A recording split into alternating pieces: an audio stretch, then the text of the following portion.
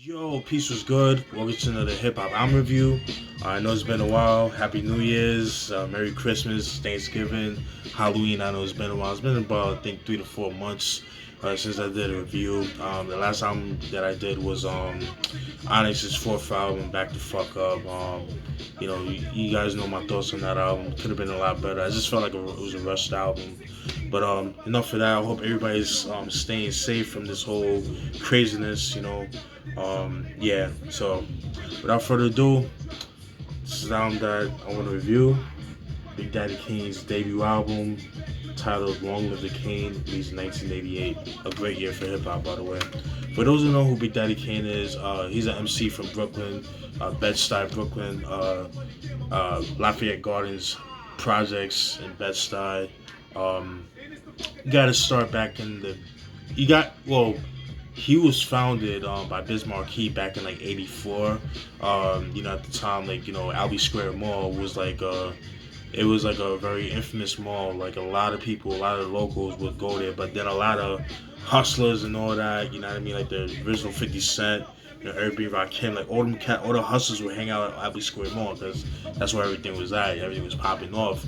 He would battle and things like that. And Biz Markie, he already had a name in the streets, and then he saw Big Daddy Kane, came to a liking to him, and then next thing you know, he introduced him to Fly Tie, the owner of Coachella Records, that kind of thing, and because they liked how he rapped and things, like it was very original, for that time. At the time, they already had artists on Coachella Records. At the time, I think they were with Warner. They were in the works of getting with Warner Brother Records, or they were part of Warner Brother Records. And at the time, the artists that they had at the time was Roxanne Shante, MC Shan, and Biz Markie himself. And at the time, Big Daddy, they had Big Daddy Kane as a ghostwriter, if you will. And I think at that time, Big Daddy Kane was actually Roxanne Shantae's DJ back around '86 and things of that nature. So in '87, he had put like a little like a 12-inch, like an independent 12-inch on Prism Records called Get On. I think it's called Get On It, which is a great song. Didn't appear on the album, which is very shocking. And it would have fit so well on the album. But what got his big break was he made a song called Raw, which is like the original version, which was featured on the Color soundtrack. Is another dope movie. Rest in peace to Dennis Hopper, dope, great actor. I believe that was his directorial debut, if I'm not mistaken.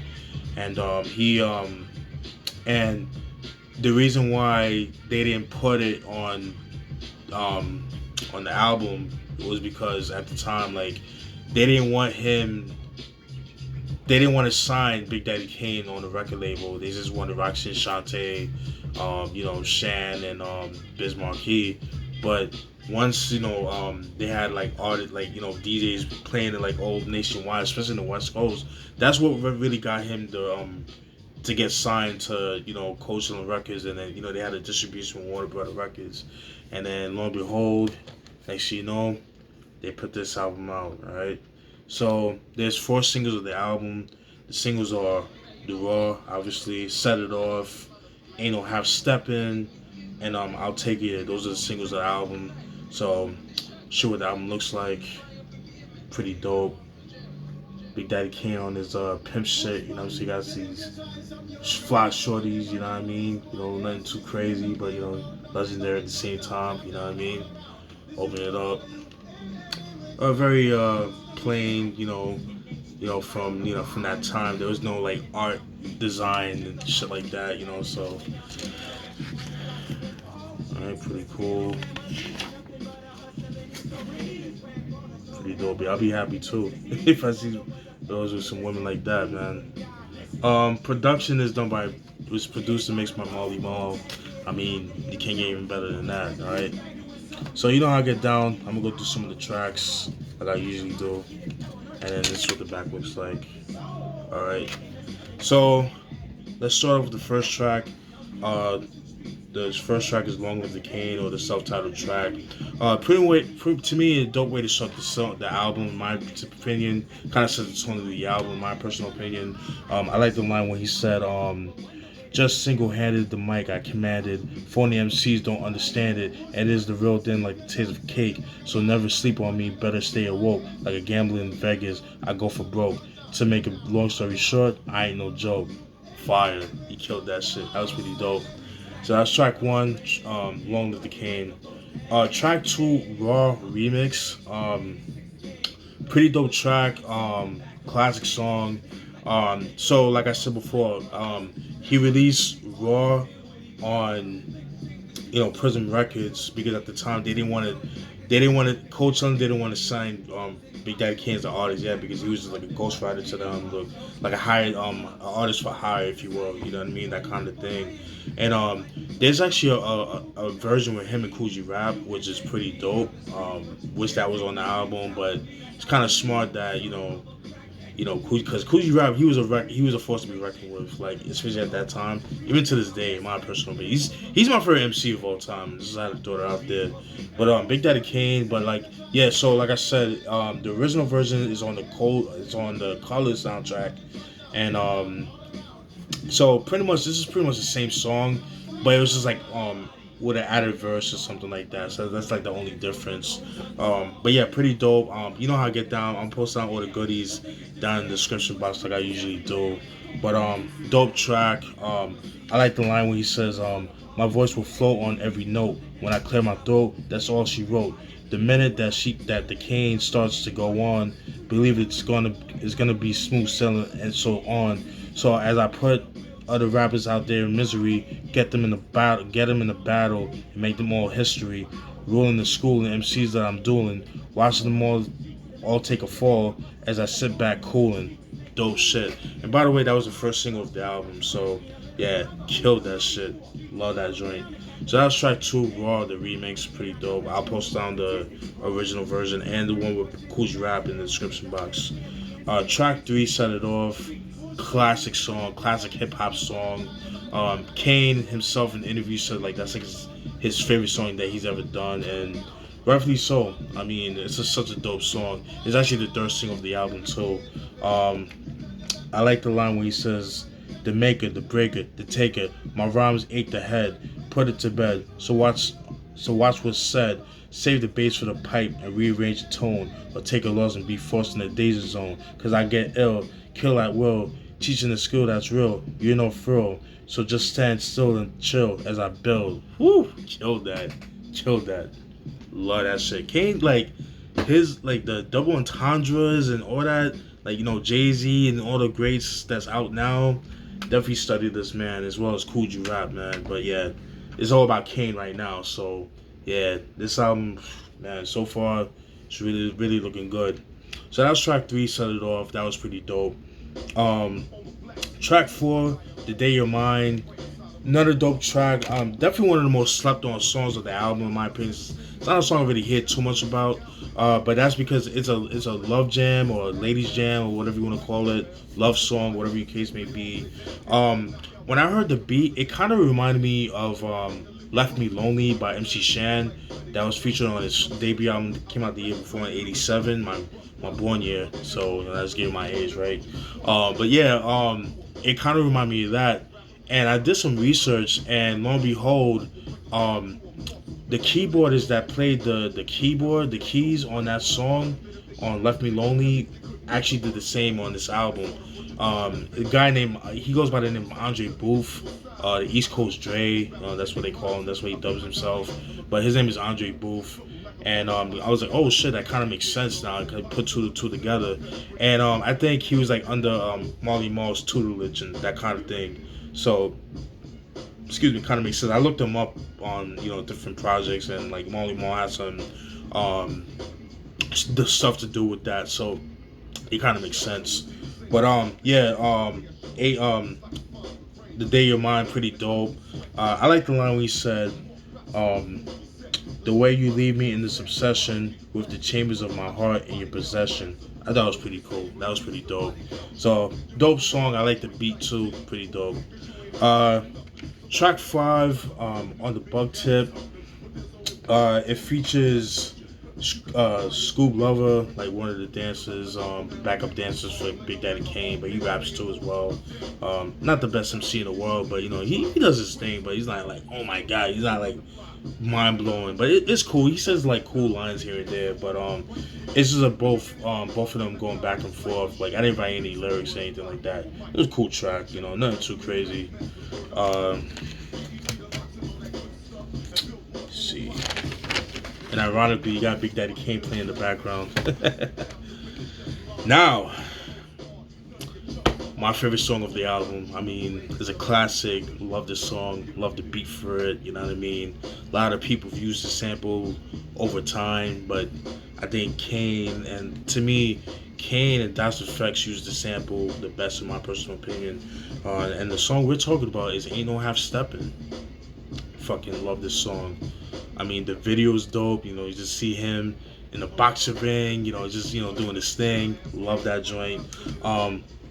Love the line where he says, I'm different, so don't compare me to another, because they can't hang word to the mother. At least not with the principle in this pedigree. So when I wrong you rappers, you better be ready to die because you're petty. You're just a butter knife. I'm a machete. Woo! I've always loved that line. And the Friday the 13th, I'm gonna play Jason. I fucking love that. Like his vocals, like on that, like he, like at that time, like his vocals were so ill. He had like a really commanding voice, and I love that, man. And I think that's what's missing in hip hop today, because everybody's on this like whole nerdy rap, like I can't even do it, but you know what I'm trying to say. But it's whack. And then like the way niggas rap now is like, I'm a butter knife, machete. Like, come on, man. Like, come on. You could come with something different, man. I'm not talking about Cam. I'm talking about like how niggas rhyme today, but not everybody, but like commercial rappers and shit. But and that was actually the second single of the album, so I really enjoyed that. Track 7, I'll Take You There. That was the fourth and last single of the album, and it's not my favorite song of the album. I could have done without that song. Wasn't too crazy about that. I would prefer The Day of Your Mind over I'll Take You There, so just wasn't too crazy about that. Track 8, Just Rhyming with Biz is another classic song right there. Pretty dope. So much quotables were like sampled over the years from just songs just alone. And Biz Markie, another dude that like, his vocals was ill too. He's out of ill like that. That highly recognized like yeah. So and then Primo used that for Nas like the Nas like joint. So he took that highly recognized, but then he just cut that just Nas, and then Lost Professor used that as well for It Ain't Hard to Tell, the remix of highly recognized that shit. Yeah, so he used that for that, so that was pretty cool. Track 9, Mr. C's Master Plan. That was a pretty dope track.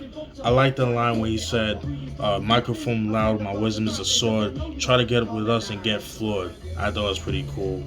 That was pretty dope right there. And then track 10, Word to the Motherland. Pretty dope track. It's like an innovative track. It's pretty much like talk about just trying to protect our people, man. Like just like talks about black empowerment, that kind of stuff. You know what I mean? It's pretty dope way to end the album. I like the line when he said, the cream will keep rising. We be sizing up the Asiatic one. It's enterprising, building and building to carry on all the way from Malcolm X to Farrakhan. Martin Luther was a tutor, who many were pupils, to who fell victim were those without scruples. Yeah, I thought that was pretty cool, man. Overall, very, very, very dope album. It's a classic. There is some controversy with this album because Big Daddy Kane said himself that he did a lot of the production, but basically was that he actually just bought the records to Marley Marl, and Marley Marl just like pretty much hooked it up and that kind of thing. So he could have at least gotten like co-production, but Marley Marl was like known to do that. from other artists and shit like that. So, but yeah, man, great album. This is a classic. I think everybody and their mother should own this album. Pick it up. You know what I mean? It's a pretty dope album. Yeah. I mean, I can't say much, man. I mean, you can't go wrong with it. It is a little up in price because the thing with Coachella Records, a lot of their catalog is out of print. It goes for stupid money.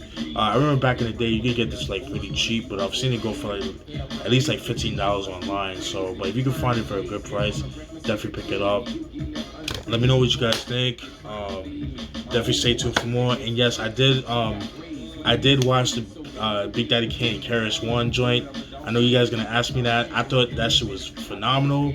I thought Kane won. A lot of people said KRS-One. I wanted KRS-One to win, but I feel like KRS-One.